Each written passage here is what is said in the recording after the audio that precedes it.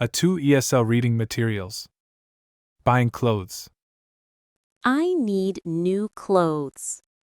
I go to the store with my aunt. The store is in the mall.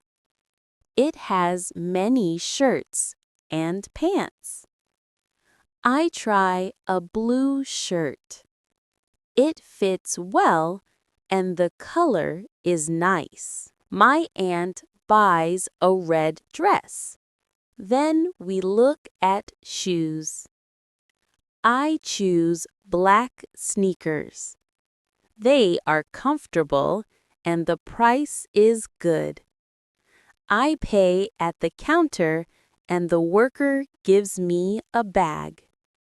We walk home. I wear my new shirt today. It feels soft. Shopping for clothes is fun.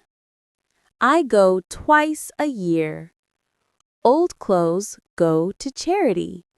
New ones make me happy.